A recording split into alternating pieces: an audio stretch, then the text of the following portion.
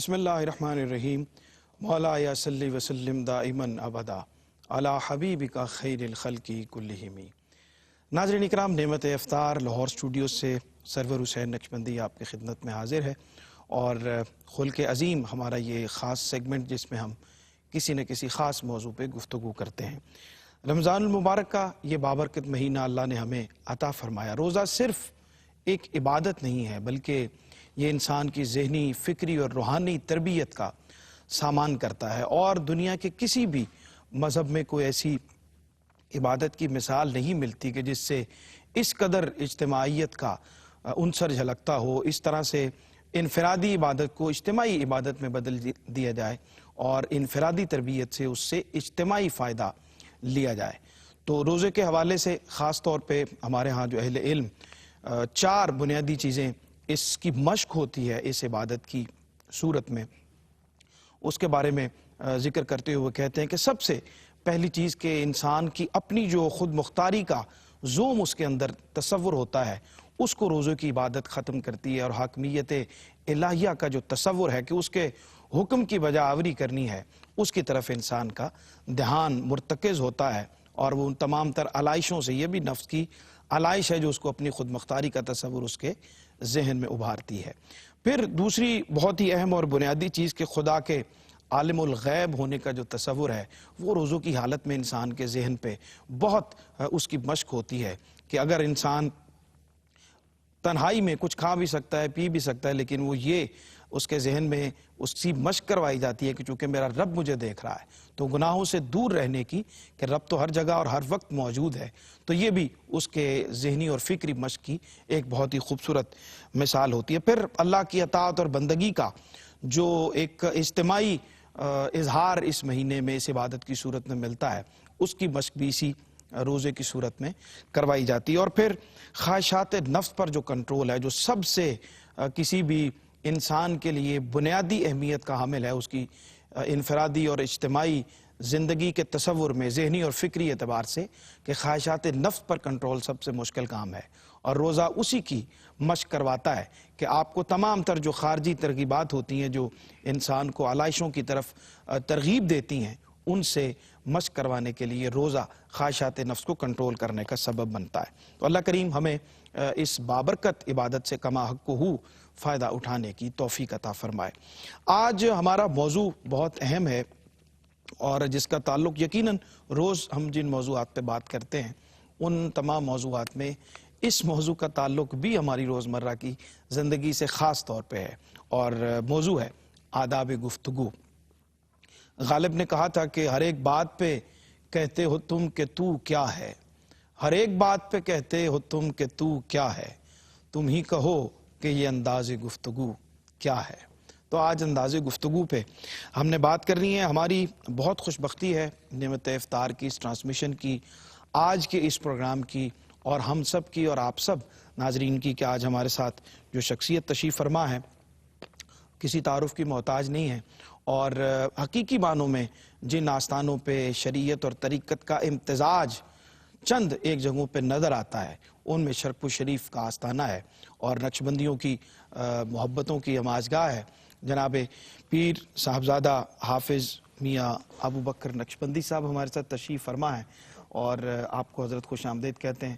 آپ کا بہت شکریہ، آپ نے وقت نکالا اور ہماری رہنمائی کے لیے ہمارے ساتھ آپ تشریف فرما ہوئے۔ جناب قاری محمد یونس قادری صاحب تشریف فرما ہے، روز ہمارے ساتھ موجود ہوتے ہیں، ہمارے آپ سب کے جانے اور پہچانے کسی تعارف کے محتاج نہیں ہیں، اور ہمارے ساتھ بطور اسکالر اس پروگرام میں تشریف فرما ہے۔ جناب ڈاکٹر حافظ عرفان اللہ سیفی صاحب ہمارے ساتھ موجود ہیں، آپ کو بھی خوش آمدید کہتے ہیں، بہت شکریہ آپ کی تشریف آوری کا۔ نوجوان ممتاز ثناء محمد رضوان سلطانی صاحب بہت اچھا پڑھتے بھی ہیں، اور ان کا خاصہ یہ ہے کہ ماشاءاللہ یہ خادم حرمین شریفین بھی ہیں، مکہ مکرمہ میں حجاج کی اور حرم میں حاضری دینے والوں کی خدمت کا بھی انہیں اعزاز حاصل ہے۔ کلام سے آغاز کرتے ہیں، بسم اللہ عطا فرمائیے۔ تو میں اپنے کلام سے پہلے مشکور و ممنون ہوں حاجی رؤوف صاحب کا اور عامر فیاضی صاحب کا، جن کے وسادت سے حاضری کا شرف عطا ہوا۔ کوئی دنیا عطا میں نہیں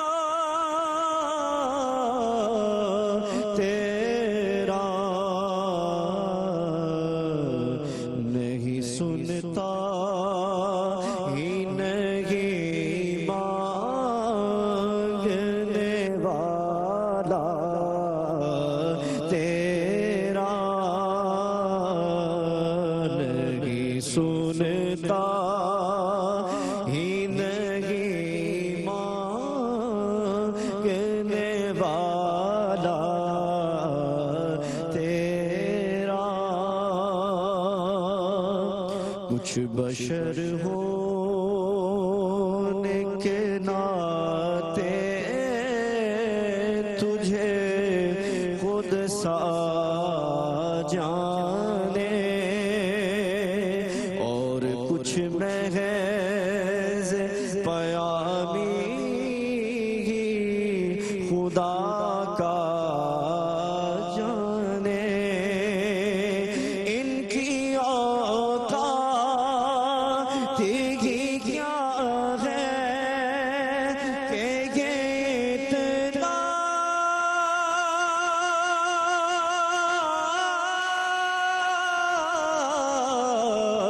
جانے، فرش والے تیری شوق کا علو کیا جانے، اس روار پہ اڑتا ہے پھریرا تیرا، اور کئی نسلوں سے غلامی کا یہ رشتہ ہے بحال، یہی طفلیوں جوانی کے بتائے ماہ و سال، اب بڑھاپے میں خدا را مجھے یوں در سے نہ ٹال، تیرے ٹکڑوں پہ پلے غیر کی ٹھوکر پہ نہ ڈال، جھڑکیاں کھا ایک آنکھ چھوڑ کے صدقہ تیرا۔ ماشاءاللہ ماشاءاللہ ماشاءاللہ، سلامت رہیں۔ بہت خوبصورت کلام اعلیٰ حضرت اور تضمین پیر نصیر الدین نصیر گولڑوی رحمۃ اللہ علیہ کی پیش کی جا رہی تھی۔ ہماری خوش بختی ہے آج حضرت آپ تشریف فرما ہیں، اور آداب گفتگو ہمارا موضوع ہے۔ قرآن و سنت کی روشنی میں کیا رہنمائی ہمیں ملتی ہے؟ الحمدللہ رب العالمین، الصلاۃ والسلام علی سید الانبیاء والمرسلین۔ گفتگو انسان کی شخصیت جو ہے اس کی عکاس ہوتی ہے، ٹھیک، اور اگر آپ دیکھیں یہ قرآن اللہ کا کلام ہے، اور اس کو ہی اگر ہم غور سے دیکھیں تو ہمیں اندازہ ہوتا ہے کہ گفتگو کے اسلوب کیا ہونے چاہیے، گفتگو کرنے کا طریقہ، یہ بھی ہماری رہنمائی کر رہا ٹھیک ہے۔ ٹھیک، آقا علیہ الصلاۃ والسلام، چونکہ آپ کی زندگی قرآن کی تفسیر ہے، اور آپ نے جو انداز گفتگو اپنایا، احادیث مبارکہ میں یہ بات بالکل واضح ہے کہ رسول اللہ صلی اللہ علیہ وسلم جب بھی گفتگو فرمایا کرتے تھے تو آپ کا لہجہ انتہائی نرم اور شفقت والا، ٹھیک، اور آپ جب گفتگو فرماتے تھے ٹھہر ٹھہر کے، اور جس سے گفتگو فرماتے تھے، جیسا آپ کے سامنے اگر کوئی عالم ہے تو علمی گفتگو فرما رہے ہیں، پھر بھی آپ کا انداز اتنا حسین کہ آپ کی زبان سے نکلنے والا ہر جملہ دل پہ اثر رکھتا تھا۔ ٹھیک، اور اگر کوئی بچہ ہے تو آپ نے بچوں سے اگر گفتگو فرمائی تو اس میں وہ تمام شفقتیں، وہ تمام محبتیں جو ایک بچے کو کسی کی طرف پوری طرح مائل کرتی ہیں اور اس کی شخصیت کا گرویدہ بناتی ہیں، تو آپ کی گفتگو کے اندر وہ تمام زاویے، وہ تمام جو چیزیں تھیں وہ ہوا کرتی تھیں۔ آپ جب بھی گفتگو فرماتے، ہمیں حدیث پاک سے ملتا ہے کہ آپ ٹھہر ٹھہر کے گفتگو فرماتے، کبھی گفتگو کرنے میں، کلام کرنے میں آپ جلدی نہیں فرماتے تھے، اور اگر سامنے کوئی دشمن بھی آ گیا تو ہم تو اکثر ہائپر ہو جاتے ہیں اور ہم گفتگو کرتے کرتے ہمیں غصے کا عنصر ہم پہ حاوی ہو جاتا ہے. نبی علیہ الصلاۃ والسلام آپ کی ذات مقدسہ ہمارے لیے بہترین رہنمائی کا ذریعہ ہے. آپ جب بھی گفتگو فرماتے تھے چاہے سامنے کوئی دشمن ہی کیوں نہ ہو, بہت بڑا کافر ہی کیوں نہ ہو, تو آپ اتنے نرم لہجے میں اور متحمل لہجے میں اور حسین لہجے میں گفتگو فرماتے تھے کہ اگر ذرا سا بھی اس کے دل میں کوئی روشنی کی رمق ہوتی تو وہ آپ کی اس گفتگو سے ہی متاثر ہو کے کلمہ پڑھنے پہ آمادہ ہو کیا جاتا. بات, سبحان اللہ سبحان اللہ. یہاں تک کہ اب مکہ کا آپ کا زمانہ انتہائی مصائب کا زمانہ, جس میں کفار مکہ نے جب انکار کر دیا آپ کو ماننے کا, اور آپ نے جو دین اسلام کی جو دعوت پیش کی, انہوں نے اگرچہ آپ کی ہر بات حق تھی اور اس میں رعنائی تھی, سچائی تھی, اس میں ذرہ برابر بھی شبہ بھی نہیں تھا کہ کوئی بات جو ایسی ہو جو آپ کی زبان سے نکلے اور وہ حقیقت سے ٹھیک دور ہو, مگر اس کے باوجود جب انہوں نے نہیں مانا تو آپ دیکھیں جب بھی ان سے رسول اللہ کا سامنا ہوا آپ کے چہرے پہ کبھی شکن نہیں آئی. ٹھیک ٹھیک. یہاں تک کہ وہ ابو لہب آپ کا چچا تھا اور تکالیف دینے میں سب سے پیش تھا, آپ جب بھی اس سے ملے, یا اس کی بیوی جو ام جمیل جس کا نام تھا, اور وہ بھی تکلیف دینے میں ساتھ ساتھ تھی, تو آپ کبھی آپ نے اپنے جو حواس ہیں ان کو جانے نہیں دیا, اور گفتگو کرتے ہوئے کبھی غصے کا عنصر آپ کے گفتگو میں نہیں آیا, کبھی ماتھے پہ شکن نہیں آئی.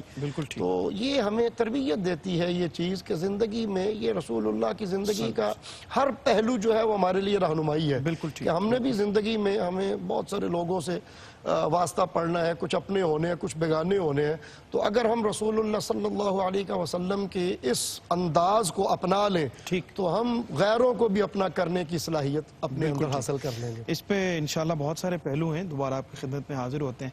قاری صاحب قبلہ, لقد کان لکم فی رسول اللہ اسوۃ حسنہ, سرکار دو عالم صلی اللہ علیہ وسلم کی سیرت آپ کا اسوہ رہنمائی کے لیے بہترین ہے انسانیت کے لیے. کیا فرماتے ہیں آداب گفتگو کے حوالے سے حضور کی سیرت سے ہم اگر استفادہ کریں, جیسے حضرت نے ارشاد فرمایا, آپ بھی اس کو آگے بڑھائیے. بہت شکریہ سرور بھائی, آج ہمارے پینل کی خوش بختی ہے کہ حضور قبلہ پیر صاحب ہماری معیت میں ہیں, بلکہ ہم ان کی معیت میں بیٹھے ہیں. بہت بڑا اعزاز اور شرف ہے ہمارے لیے. جس طرح حضور قبلہ پیر صاحب نے بنیاد فراہم فرمائی ہے, اس پہ میں اسی پہ بات کرتا ہوں اور سرکار کی سیرت کی طرف جاتے ہیں. قرآن پاک کے اندر رب کائنات نے گفتگو کا طریقہ خود بیان فرمایا وَقُولُوا لِلنَّاسِ حُسْنًا. یہ خود خالق کائنات نے حکم دیا ہے کہ جب بھی تم بات لوگوں سے کرو, میرے بندوں سے بات کرو, تو اس میں بھلائی ہو, اس میں خیر ہو, اس میں اچھائی ہو. پھر آپ دیکھیں قرآن کریم نے گفتگو کا جو انداز ہے ایک دائی اور ایک مبلغ کے لیے کیا فرمایا ادعو الی سبیل ربک بالحکمت والموعظۃ الحسنہ وجادلہم باللتی ہی احسن. ایک تو ہے نا دعوت دینا, کسی کو اپنی طرف مائل کرنا, آگے یہ کہا وجادلہم باللتی ہی احسن.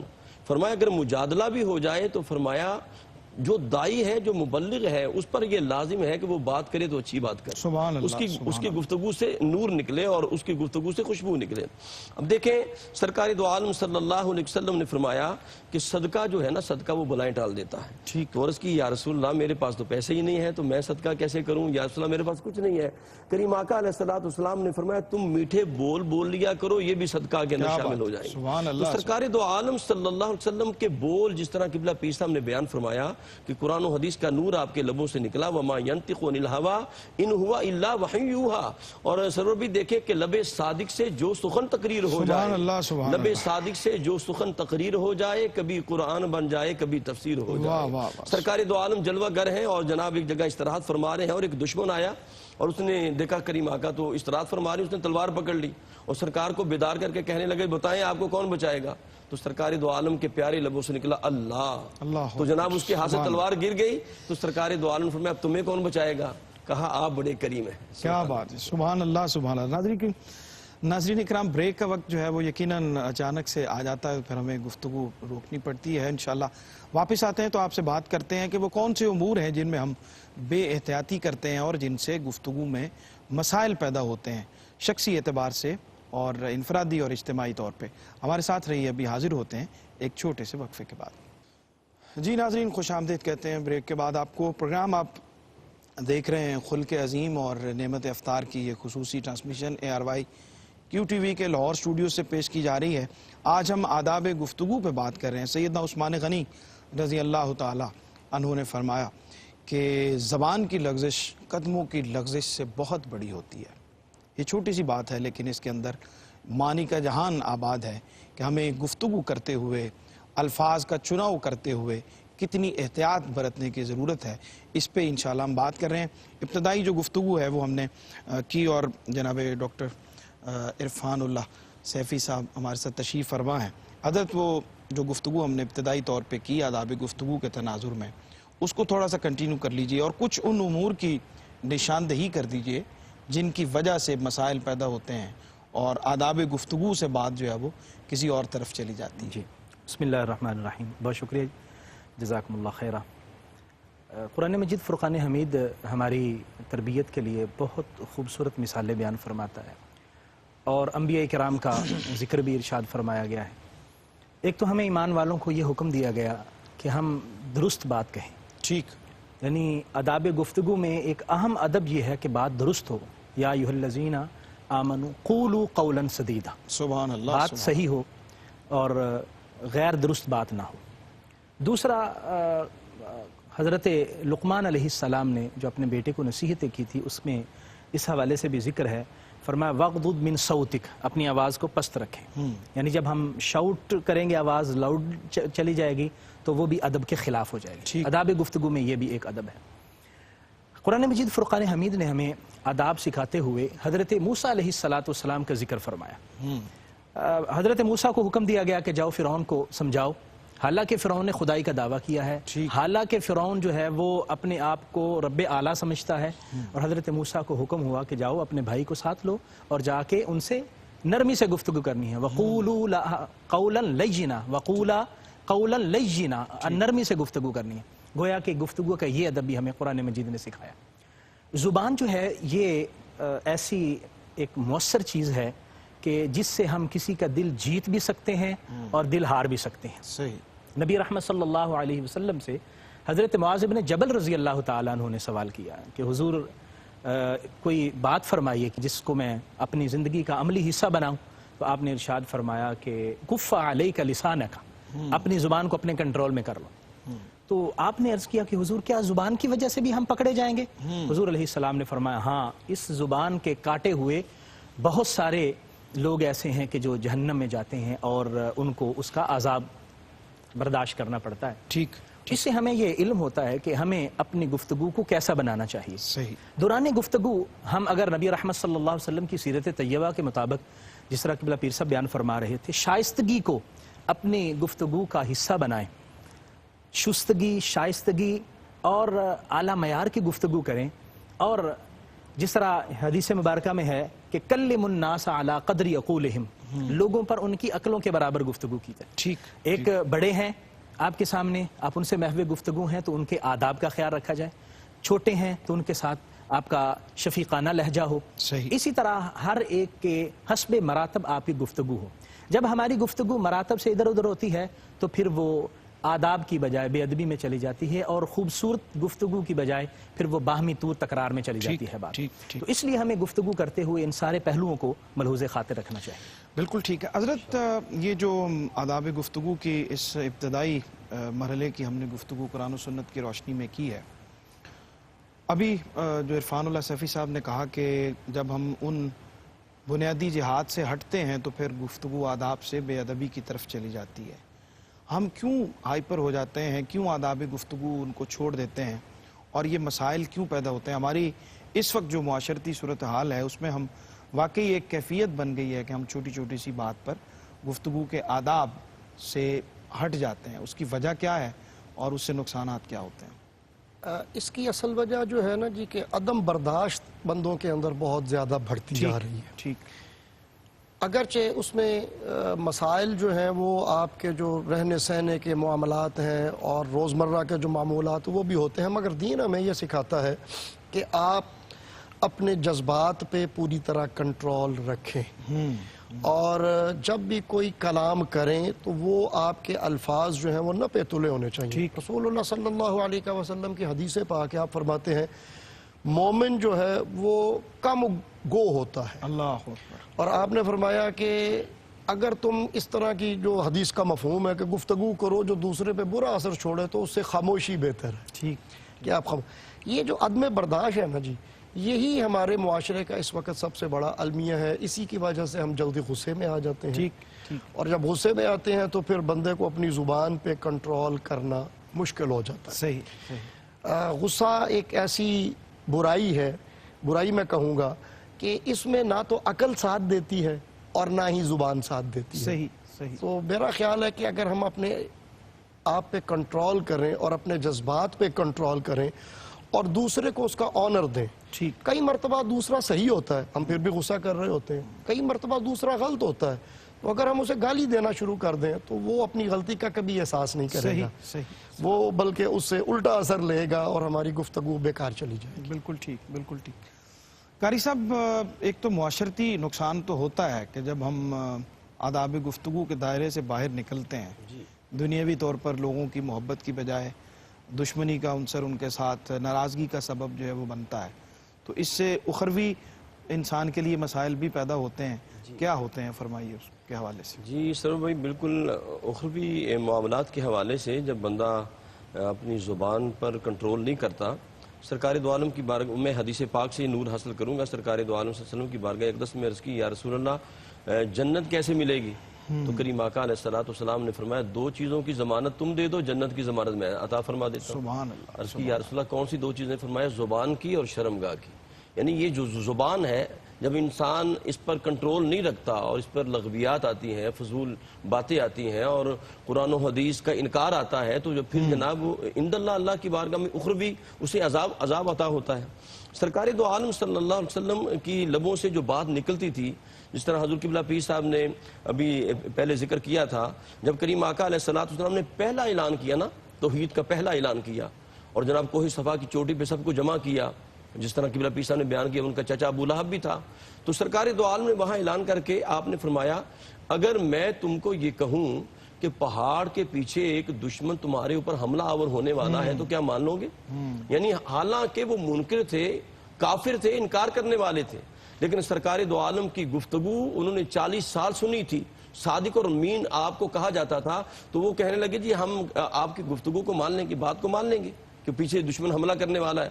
سرکار دو عالم نے فرمایا، اگر تم جا کے دیکھو وہ دشمن نہیں ہے، میری بات کو تم نے مان لیا، لیکن جب مشاہدہ کرو اور دشمن نہ ملا پھر تو دیکھیں اگلی جملہ سننے والا ہے سرور بھائی.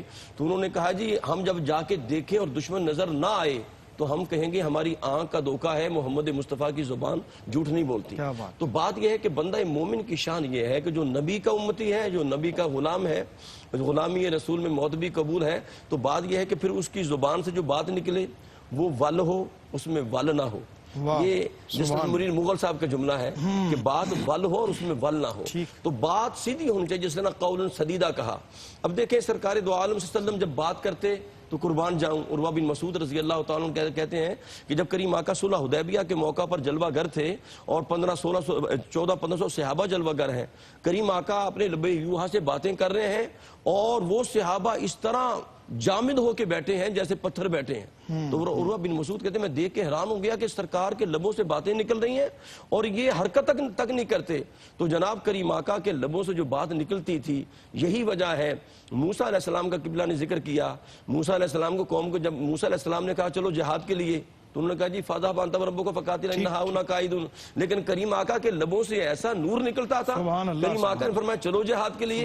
تو کریم آقا کی بارگاہ میں عرض کی، یا رسول اللہ یہ آپ کا اشارہ ہوگا ہماری جانب ہی آپ کے نام پہ قربان. کیا بات ہے، سبحان اللہ سبحان اللہ. سیف اللہ صاحب، یہ ہماری جو گفتگو ہوئی اس میں ہم نے آداب گفتگو کے حوالے سے قرآن و سنت کی روشنی میں جانا. معاشرتی اعتبار سے ہم دیکھیں تو ہمارے آداب گفتگو ان لوگوں کے لیے تو بہت اچھے ہوتے ہیں جن کے ساتھ ہمارا مفاد وابستہ ہوتے ہیں، یا دنیاوی معنوں میں ہمارے باسز ہوتے ہیں جن کے ہم ماتحت کام کر رہے ہوتے ہیں، ان کے ساتھ تو ہمارے ادب آداب جو ہے وہ بہت اعلیٰ پائے کے ہوتے ہیں. لیکن جو ہمارے زیر دست ہوتے ہیں، جن سے ہمیں کوئی مفاد وابستہ نہیں ہوتا یا جن کا ہمارے ساتھ مفاد وابستہ ہوتا ہے، ان کے ساتھ وہ گفتگو کے آداب اس تناظر میں ہم اس کو کس طرح سے دیکھیں گے؟ اصل میں ہونا تو اسی طرح چاہیے کہ انداز اپنے سے جو ماتحت ہیں ان کے ساتھ بھی اور بڑوں کے ساتھ بھی ایسا ہو کہ جو آپ سے بڑے ہیں ان کے ساتھ محبت بڑا لہجہ، ان کے احترام اور ادب والا، اور جو آپ سے چھوٹے ہیں ان کے ساتھ شفیقانہ لہجہ. جس طرح آپ فرما رہے ہیں، نبی کریم صلی اللہ علیہ وآلہ وسلم نے ایسی گفتگو پر بڑی ناراضگی کا اظہار فرمایا. اور جو ذو الوجہین جس کو آپ نے لقب فرمایا، دو چہروں والا، یعنی ادھر جاتا ہے تو چہرہ اور ہے، ادھر جاتا ہے تو چہرہ اور ہے، تو آپ صلی اللہ علیہ وآلہ وسلم نے ایسے شخص کو پسند نہیں فرمایا. آپ جب آپ گفتگو فرما رہے ہیں تو آپ کی گفتگو سے ہمیشہ جو ہے وہ کریمانہ لہجہ ہی جھلکنا چاہیے. اور اخلاق اسی کو کہتے ہیں کہ وہ آپ کے گفتگو اور آپ کے حرکات سے اور آپ کی سکنات سے بالکل آپ کی غیر ارادی طور پر وہ ادا ہو رہا ہو، وہی خلق ہے اور اسی کو خلق کریمانہ کہتے ہیں. نبی رحمت صلی اللہ علیہ وآلہ وسلم کے یہی خوبصورت اخلاق ہیں کہ آپ چھوٹے بچوں سے بھی بڑی محبت کے ساتھ گفتگو کرتے ہیں، دشمن کے ساتھ بھی بڑی محبت کے ساتھ گفتگو کرتے ہیں، صحابہ کرام کے ساتھ بھی بڑی محبت سے گفتگو کرتے ہیں، یہاں تک کہ دشمن بھی ہے اور آپ کی گفتگو سن کر آپ کا گرویدہ ہوتا چلا جاتا ہے. آقا کریم صلی اللہ علیہ وسلم کی گفتگو کا ایک جو حسن تھا وہ جوامع الکلم کا حسن تھا. اللہ تعالیٰ نے آپ کو یہ ایک معجزانہ بھی کیفیت عطا فرمائی تھی کہ آپ جامع کلمات ارشاد فرماتے تھے، یعنی وہ لفظ کم ہوتے تھے اور اس میں معنی بہت زیادہ ہوتا تھا، جس کو ہم جامع اور معنی کہتے ہیں کہ مزید اور وہاں کچھ کہنے کی ضرورت پیش نہیں آتی تھی. ہم بہت زیادہ طویل گفتگو کرنے کی بجائے جامع اور معنی جملے اگر استعمال کریں تو بہت ساری جو ہماری ایسی صورتحال جو گفتگو کی قباحتیں ہو سکتی ہیں اس سے ہم جو ہے وہ بچ سکتے ہیں. نبی رحمت صلی اللہ علیہ وسلم جو ٹھہر ٹھہر کے گفتگو فرماتے تھے، صحابہ فرماتے ہیں کہ ہم آپ کے الفاظ کو اگر گننا چاہتے تو شمار کر سکتے تھے، آپ اس قدر گفتگو فرماتے. اور پھر آپ صحابہ کا خیال رکھتے ہوئے بعض اوقات الفاظ کو 3 مرتبہ بھی دہرا لیتے تھے. اس کا مطلب یہ ہے کہ جو بڑے ہیں، چھوٹے اگر ان سے یہ گزارش کریں کہ جناب بات ہمیں سمجھ میں نہیں آئی تو وہ دہرا دینے میں کوئی حرج نہیں، ان پر غصہ نہ کریں کہ آپ کو میں نے پہلے بات بتا دی، آپ نے پہلے غور سے نہیں سنی، آپ بتا دیں، بار بار بتائیں. تو آقا کریم صلی اللہ علیہ وسلم بعض اوقات تو 3 مرتبہ اپنے جملوں کو دہرایا کرتے تھے، صحابہ اس کو سن کر جو ہے وہ یاد کر لیا کرتے تھے. اور اسی طرح اگر کوئی بات آپ سے پوچھتا تو آپ قطعاً اس پر خفگی کا اظہار نہیں فرماتے تھے بلکہ آپ اس کی وضاحت فرما دیا کرتے تھے. اسی طرح آقا کریم صلی اللہ تعالی علیہ وآلہ وسلم کی بارگاہ میں جو صحابہ حاضر ہوتے آپ ان کو بھی آداب گفتگو سکھاتے. اور جو گفتگو کے حوالے سے جو دیگر چیزیں ہیں، یعنی جو گفتگو کے آداب کے خلاف سمجھی جاتی ہیں، حضور علیہ الصلاۃ والسلام نے اس سے سختی سے منع فرمایا. اس میں خوش آمد ہے، اس میں جھوٹ ہے، اس میں شکایت ہے، اس میں چغلی ہے، یہ ساری چیزیں جو ہے حضور علیہ السلام نے پسند نہیں فرمائی. بالکل ٹھیک. ناظرین اکرام، بہت اہم گفتگو اور بہت اہم جہاد پہ ہم نے اس موضوع کے حوالے سے بات کی. حضرت امام غزالی رحمۃ اللہ علیہ فرماتے ہیں کہ تمہارا انسان کا سب سے بڑا کارنامہ یہ ہے، سب سے بڑا کارنامہ یہ ہے کہ وہ اپنے دل اور اپنی زبان پر قابو رکھے. ہمارے ساتھ رہیے، لوٹتے ہیں ایک چھوٹے سے وقفے کے بعد. جی ناظرین، خوش آمدید کہتے ہیں آپ کو. بریک کے بعد پروگرام آپ دیکھ رہے ہیں خلق عظیم، ARYQ ٹی وی کے لاہور اسٹوڈیو سے نعمت افطار کی یہ خصوصی ٹرانسمیشن. اور آج ہم آداب گفتگو پہ بات کر رہے ہیں. انسان اپنے الفاظ کے اور اپنی زبان کے نیچے چھپا ہوتا ہے، اور کہا جاتا ہے کہ زبان کا جو وزن ہے وہ بہت کم ہوتا ہے، لیکن بہت کم لوگ اس بوجھ کو اٹھا سکتے ہیں. بہت کم وزن ہوتا ہے لیکن اس کو سنبھالنا بہت کم لوگوں کے مقدر میں آتا ہے. بہت خوش نصیب ہوتے ہیں وہ لوگ جو اپنی زبان کی حفاظت کرتے ہیں. حضرت، وہ کون سی چیزیں ہیں جو ہمیں گفتگو کے آداب میں جن کا خیال رکھنا چاہیے، جن چیزوں سے بچنا چاہیے، یا جن سے مسائل ہوتے ہیں کہ آداب کے دائرے سے انسان باہر نکل جاتا ہے؟ دیکھیں، اس میں سب سے پہلے تو جھوٹ آ جائے گا. ٹھیک. ہمیں اپنی گفتگو میں جھوٹ کو جو ہے بالکل شامل نہیں کرنا چاہیے. اسے اسی لیے گناہ کبیرہ بھی کہا گیا ہے. اس سے انسان کی شخصیت بھی مجروح ہوتی ہے. جب بات عیاں ہو جاتی ہے تو پتہ چلتا ہے کہ یہ تو جھوٹ تھا. اور اس میں ہر اعتبار سے معاشی، معاشرتی ہر اعتبار سے نقصانات ہوتے ہیں. اسی طرح ہمیں گفتگو کرتے ہوئے غیبت سے بچنا چاہیے. صحیح. دیکھیے، اب غیبت کا تعلق گفتگو سے ہے. کتنی سخت وعید ہے. ہاں، کتنی سخت وعید ہے. فرمایا تمہارے نیکیوں کو اس طرح جلا دے گی جس طرح آگ لکڑی کو جلا دیتی ہے. اسی طرح مردہ بھائی کا گوشت کھانے سے بھی تسبیح دی گئی ہے. بالکل دی گئی ہے. اسی طرح گفتگو کرتے ہوئے کچھ لوگوں کی عادت ہوتی ہے تکیہ کلام بھی بن جاتا ہے، وہ قسمیں بڑی اٹھاتے ہیں، تو حدیث پاک میں رسول اللہ نے اس سے بھی سختی سے منع فرمایا، فرمایا جو گفتگو میں کثرت سے قسم اٹھائے وہ جھوٹا ہوتا ہے، صحیح، سچ بولنے والے کو قسم اٹھانے کی ضرورت نہیں ہوتی۔ اسی طرح جو آداب گفتگو ہے اس میں ایک سخت لہجہ، آپ دیکھیے بات بالکل ٹھیک کر رہے ہیں، قرآن و حدیث کا ہی مفہوم بتا رہے ہیں، آپ کا لہجہ تھوڑا سخت ہے تو سننے والے پہ اثر نہیں ہوگا۔ تاثیر جو ایک چیز ہوتی ہے نا جی، کچھ من جانب اللہ بھی ہوتی ہے، اللہ رکھتا ہے تاثیر زبان میں، مگر ایک بندے کے اپنے بس میں ہوتی ہے کہ آپ وہی بات پیار سے محبت سے اگر کریں گے تو وہ دل کے اوپر اثر کرے گی، تاثیر کا دل سے تعلق ہے۔ الفاظ کا چناؤ بھی اس میں الفاظ کا چناؤ جو ہے وہ اس میں بہت اہم ہوتا ہے کہ آپ ایسے الفاظ کا چناؤ کریں کہ وہ چناؤ جو ہے وہ آپ کے، جس طرح پہلے فرمایا گیا کہ الفاظ کے اندر معنی زیادہ ہوں، چاہے اس کا جملہ چھوٹا ہو مگر مفہوم بہت زیادہ ہو۔ اسی طرح اگر آپ گفتگو کرتے ہوئے چہرے پہ مسکراہٹ رکھیں تو اس کا دوسرے بندے پہ بڑا اچھا اثر ہوتا ہے، امپیکٹ ہوتا ہے۔ کئی مرتبہ آپ گفتگو کسی سے کر رہے ہوتے ہیں اور اسے ٹیز کر رہے ہوتے ہیں، آپ کا اپنا محبت والا ہی ہوتا ہے، دوست ہوتا ہے، بڑا پیاری کوئی شخصیت ہوتی ہے، مگر آپ کی عادت ایسے بن گئی ہوتی ہے کہ آپ اسے اس کے دل کو ٹھیس پہنچا رہے ہوتے ہیں۔ تو ہمیں گفتگو میں ایسے جملوں کا بھی قطعاً استعمال نہیں کرنا چاہیے جن سے دل کو ٹھیس پہنچے۔ اور تاثیر کی جو بات ہے، تاثیر اس بندے کی گفتگو میں اللہ زیادہ رکھ دیتا ہے جو خود عمل والا ہوتا ہے۔ جب آپ خود اچھا عمل کرنے والے ہیں اور آپ دعوت بھی اچھے عمل کی دیں گے تو اثر ہوگا، اور اگر آپ خود آپ کا عمل اچھا نہیں ہے اور آپ دعوت اچھے عمل کی دے رہے ہیں تو پھر اس کی تاثیر اللہ کی طرف سے ختم ہو جاتی ہے۔ ہم لوگ کہتے ہیں کہ کھانا کھلائیں دوسروں کو اور خود اس کی سخاوت کرنے کا کہتے ہیں، اور خود کنجوس ہے، یعنی وہ خود عمل نہ کریں جو آپ کے اندر خود موجود نہیں اس کا دوسروں کو کہیں گے۔ جس طرح حدیث پاک میں اگر رسول اللہ صلی اللہ علیہ وسلم سے ایک خاتون صحابیہ آئیں اور انہوں نے کہا جی کہ میرا بیٹا میٹھا بہت کھاتا ہے تو آپ اسے منع فرمائیں۔ اچھا، رسول اللہ کی زبان اطہر تو ایسی ہے، یہ تو فرمایا کہ اس آپ کا بولنا وَمَا يَنْتِقُ عَنِ الْهَوَىٰ إِنْ هُوَ إِلَّا وَحْيٌ يُوحَىٰ، اور آپ اگر اسے کہہ دیتے تو لازماً آپ کی زبان میں تاثیر اللہ نے رکھی تھی، مگر آپ نے فرمایا کل آنا۔ وہ کل پھر آئی، اس نے پھر عرض کی تو آپ نے اسے منع فرما دیا۔ تو اس نے پوچھا کہ آپ نے کل کیوں نہیں یہ جملہ کہہ دیا؟ فرمایا کل میں نے خود میٹھا کھایا تھا تو اس لیے میں نے منع نہیں کیا۔ تو پتہ چلا کہ بندے کو جن چیزوں سے دوسروں کو منع کر رہا ہے پہلے اپنی ذات کو اس سے روکنا چاہیے۔ ہمارے لیے اس میں بڑی تربیت ہے۔ بالکل ٹھیک ہے۔ قاری صاحب کیا فرماتے ہیں جناب؟ اسی کو ذرا کنٹینیو کرتے ہوئے آپ بھی کوئی رہنمائی فرمائیں کس طرح جس طرح قبلہ پیر صاحب فرما رہے ہیں تاثیر کی بات فرما رہے ہیں، میں اسی کو آگے کنٹینیو کرتا ہوں جی، کہ تاثیر جو ہے ظاہر ہے جس طرح قرآن پاک میں آتا ہے لِمَا تَقُولُونَ مَا لَا تَفْعَلُونَ، تم ایسی بات کیوں کہتے ہو جس پہ خود عمل نہیں کرتے۔ یعنی جب بندہ خود عمل کرتا ہے تو اس کی بات میں پھر تاثیر آ جاتی ہے، اس کی زبان میں تاثیر آ جاتی ہے۔ لیکن حضرت داؤد علیہ السلام جب اللہ کا ذکر کرتے اور اللہ کے تسبیح بیان کرتے نا سبوح قدوس ربنا ورب الملائکۃ والروح، تو آپ کی زبان میں ایسی تاثیر تھی کہ پہاڑ اور جناب درخت بھی اور پرندے بھی آپ کے ساتھ مل کے اللہ کی تسبیح بیان فرماتے، ایسی تاثیر تھی، یعنی پتھروں پہ تاثیر ہو جاتی۔ اب دیکھیں حضور غوث پاک رضی اللہ تعالیٰ عنہ آپ کی تاثیر کا ذرا عالم دیکھیے گا کہ جب آپ سرکار دو عالم کے فضائل مناقب اور سراپا بیان فرماتے، سرکار دو عالم کا والضحیٰ مکھڑے کی بات ہوتی، واللیل زلفوں کی بات ہوتی، ما زاغ البصر ما طغیٰ آنکھوں کی بات ہوتی، لب یوحا کی بات ہوتی، ید اللہ والے ہاتھوں کی بات ہوتی، وما رمیت اذ رمیت ولکن اللہ رما بازوؤں کی بات ہوتی، علم نشرح سینے کی بات ہوتی۔ تو جب آپ سرکار دو عالم کی بات کر رہے ہوتے، ادھر بات کر رہے ہوتے تو ادھر دیدار کر رہے ہوتے۔ آپ کی مجلس واعظ میں علی بن حیتی رحمۃ اللہ تعالی بیٹھے ہیں، تو جناب ان کی آنکھ لگ گئی تو غوث پاک نیچے اترے، سامنے آ کے کھڑے ہو گئے۔ جب آنکھ کھلی تو غوث العظم سامنے کہا جی آپ میرے سامنے کھڑے ہیں ممبر چھوڑ کے؟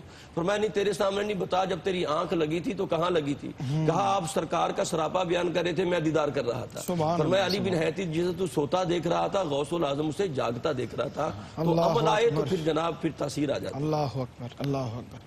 حضرت کیا پیغام دیتے ہیں آج کی ساری گفتگو کی روشنی میں، آداب گفتگو پہ کیا آپ اس کو کنکلوڈ کیسے فرماتے ہیں؟ جی، میں جو گفتگو کی قباحتوں کے حوالے سے بات ہوئی ہے، اگر ہم اس پر کافی حد تک کنٹرول کرنے کی کوشش کریں تو ہماری گفتگو بہت زیادہ نکھر سکتی ہے۔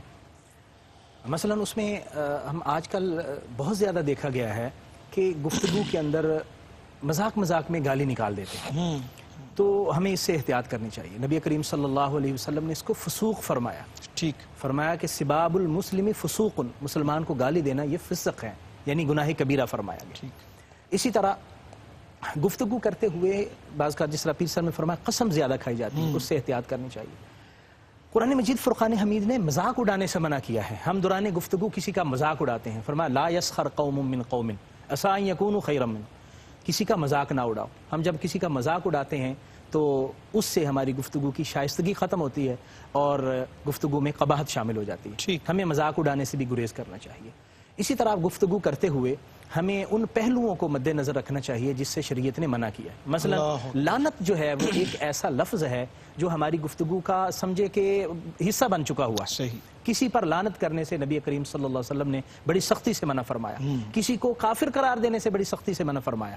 تو یہ ساری وہ چیزیں ہیں جو گفتگو کے عند اللہ بھی قبیح ہیں اور عند الناس بھی قبیح ہیں، لوگوں کے ہاں بھی یہ اچھی باتیں نہیں سمجھی جاتی، تو ہمیں اپنی گفتگو کو ترتیب دیتے ہوئے ان چیزوں کا خیال رکھنا چاہیے۔ ٹھیک حضرت، گفتگو تو اپنے اختتام کو پہنچی، کچھ آپ پیغام عطا فرما دیجئے آج کی اس جی دیکھیں قرآن مجید میں اللہ تبارک و تعالی فرماتے ہیں قول معروف ومغفرۃ خیر من صدقۃ یتبعها۔ سبحان اللہ، سبحان۔ اس میں بہت بڑا پیغام ہے کہ ہم سمجھتے ہیں کہ ہم کسی کو کوئی اس کی مدد کر کے، خیرات کر کے، یا اسے کوئی مالی فائدہ پہنچا کے تو ہم اس پہ بڑا احسان کر رہے ہیں۔ تو اللہ کہتا ہے اگر تم نے اس کو یہ خیرات دی مگر اس کے بعد گفتگو سخت کی، اس کی عزت نفس کو مجروح کیا، تو فرمایا قول معروف ومغفرہ، اگر تم اس سے نرمی سے گفتگو کرتے، اچھی گفتگو کرتے تو صدقے سے بہتر۔ سبحان اللہ، سبحان اللہ۔ تو میرے خیال میں ہمیں اپنی زبان سے نکلنے والے ہر جملے کا خود احاطہ کرنا چاہیے۔ ہمارے کنٹرول میں جب یہ زبان آ جائے گی نا تو جنت کی منزل پھر ہمارے لیے مشکل نہیں رہے گی۔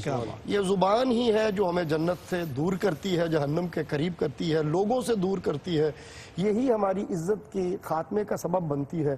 اس پہ اگر ہم کنٹرول کر لیں، جس طرح رسول اللہ نے فرمایا کہ دو چیزوں کی گارنٹی تم دے دو، زبان کی اور شرمگاہ کی، تو زبان کو اگر بندہ کنٹرول کر لے تو میرا خیال ہے کہ دنیا میں کامیابی اور کامرانی اس کا مقدر۔ بہت شکریہ، بہت شکریہ جناب صاحبزادہ حافظ میاں ابو بکر نقشبندی صاحب، سجادہ نشین آستانہ عالیہ شرکو شریف۔ آپ کی تشریف آوری سے یقیناً پروگرام میں خیر و برکت بھی ہوئی اور آپ کی گفتگو سے یقیناً ہمارے ناظرین نے بھی اور ہم سب نے بہت استفادہ کیا، اور میں امید کرتا ہوں اور خواہش رکھتا ہوں کہ آپ ہماری رہنمائی کے لیے تشریف لاتے رہیں گے۔ رمضان مبارک میں آپ کی مصروفیات یقیناً بہت سی ہیں، لیکن ہماری رہنمائی کے لیے اگر آپ تشریف لائیں تو بہت آپ کی عنایت ہوگی۔ جناب قاری محمد یونس قادری صاحب، آپ کا بہت شکریہ، اور جناب ڈاکٹر حافظ عرفان اللہ سیفی صاحب، آپ کا بہت شکریہ۔ محمد رضوان سلطانی، خادم حرمین شریفین، آپ بھی ہمارے ساتھ تشریف فرما ہیں حجاج کے، آپ خادم، آپ سے کلام شامل کرتے ہیں، اور ان دو تین اشعار کے ساتھ آپ سے اجازت طلب کرتے ہیں کہ دل الفت سرکار بسانے کے لیے ہے، دل الفت سرکار بسانے کے لیے ہے، جہاں آپ کی حرمت پہ لٹانے کے لیے ہے، دل کہنے لگا کرتے ہی گنبد کا نظارہ، یہ نقش تو آنکھوں میں سجانے کے لیے ہے، اور پیغام سناتی ہے یہی آیا تطہیر، پیغام سناتی ہے یہی آیا تطہیر، عزت میرے آقا کے گھرانے کے لیے ہے، کتنی بڑی نعمت ہے یہ آقا کا وسیلہ، بندوں کو جو مولا سے ملانے کے لیے ہے، سرور جو بلاوا نہیں آیا کئی دن سے، سرور جو بلاوا نہیں آیا کئی دن سے، یہ تیری طلب اور بڑھانے کے لیے ہے۔ انہی اشعار کے ساتھ اجازت دیجیے، انشاءاللہ کل آپ سے نئے موضوع کے ساتھ پھر ملاقات ہوگی۔ ہماری نعمت افطار کی ٹرانسمیشن کراچی اسٹوڈیو سے جاری رہیں گی۔ میزبان سرور نقشبندی کو لاہور اسٹوڈیو سے اجازت دیجیے، اللہ نے کے بعد۔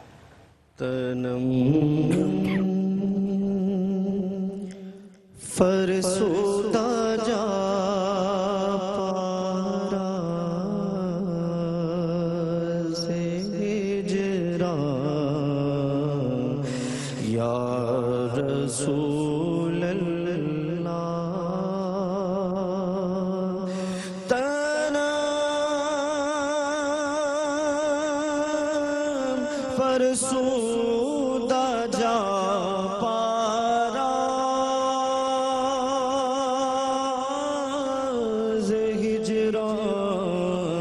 یا رسول اللہ،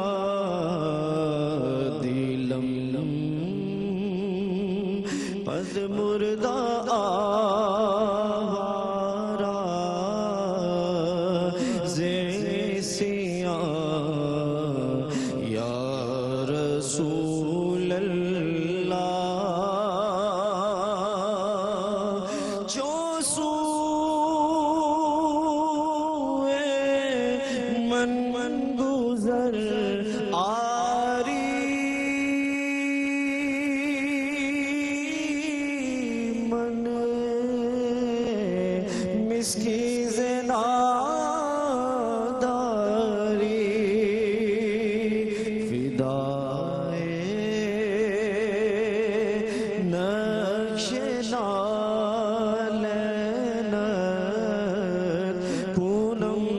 جا یا رسول اللہ فدائے نقش نالین فدائے نقش نالین کنم جا یا رسول اللہ ذکر دا خیش ہے رانا سیاہ شد روز عصیانم پشیمانم پشیمانم پشیمان یا رسول اللہ پشیمانم پشیمانم پشیمان یا رسول اللہ.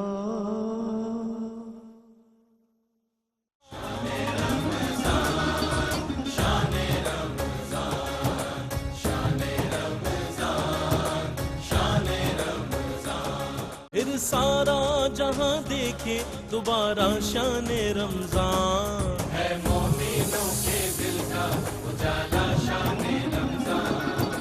السلام علیکم ناظرین، دینی معلومات اور احکامات پہ مبنی پروگرامز دیکھنے کے لیے ہمارے چینل ARYQTV کو سبسکرائب کیجیے اور ہاں بیل آئیکن کو دبانا مت بھولیے گا تاکہ آپ کے پسندیدہ پروگرامز مس نہ ہوں.